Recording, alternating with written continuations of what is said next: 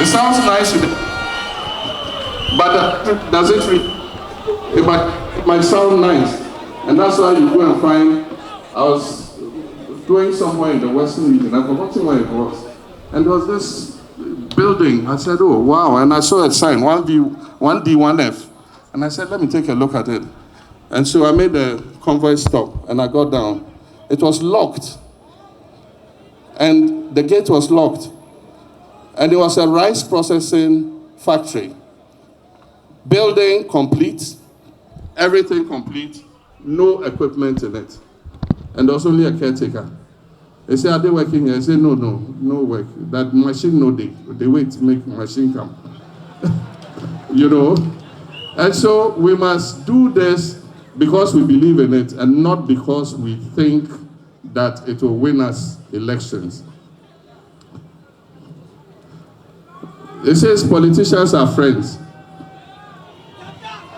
Yes, we have friends across the political divide. And I have many friends. I've been in politics from 1996 when I stood for my first parliamentary election. I met many colleagues in parliament. But the call to root out corruption and to punish people who have misappropriated public funds is a call from the soul of the nation. It is a call from the soul of the nation that for once we must put our foot down because the youth are crying for opportunities and the youth are losing faith in our democracy and the youth are tired of being unemployed and hungry when they can see that the public resource that belongs to all of us is being corralled and squandered by a few people.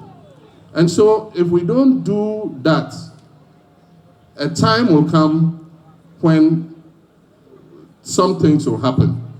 There are two things that can happen. If people lose faith in our democracy and that faith is going down, the last survey, it said it had gone from 74% to 50% of young people believe in our democracy.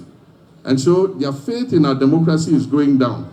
And as you continue to subject them to 000, 010, 100, 001, a time comes when they have no interest in the survival of the state or in the survival of our democracy. And in West Africa, normally what will happen is that a coup d'etat will take place. But in East Africa, civil unrest will take place, like we saw recently in Kenya. And so it is a cry from the people themselves that the political elite must get it right. This is our last chance at saving our democracy. And it cannot be business as usual. And that's why I've said that the greatest fight against corruption is not prosecuting your political opponents.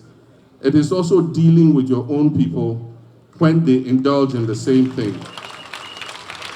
And so I've said it several times that yes, we'll hold the government that is going out accountable for the things that have happened. We'll investigate them.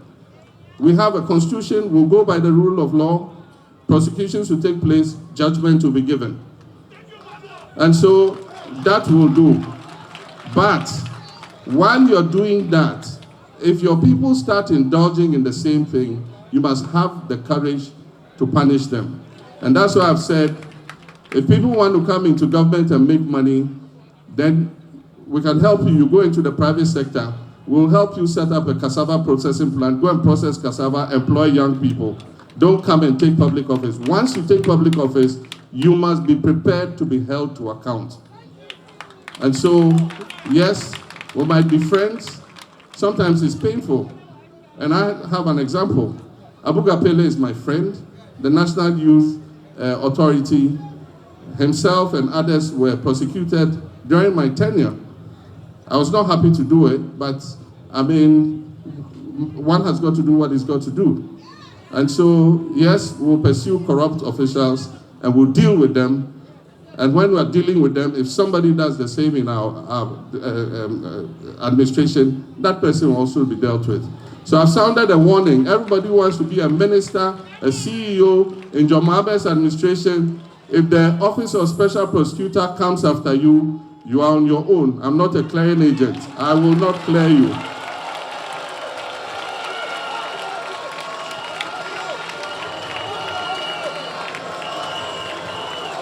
So let me go to this side.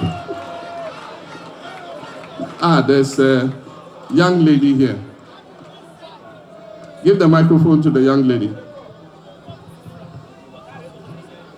Please, my name is Phil Nadu Leboche. I'm from Ablekuma South. I would like to ask my question in Ghana. You.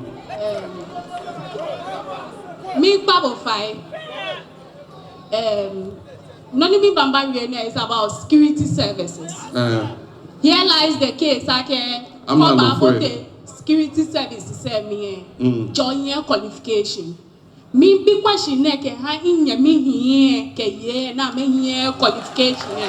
Ko ba power. Me no buy no fake ha me because I'm a passion to do the security job. They have the skills, they have the power, the manpower is there. She na me here qualification wo awo am that back protocol. Ba pay 150. Ko ba power. Me no buy no fake wa me. Ko na me go the security service na me wa man. Oh, you are done. Oh, you are done.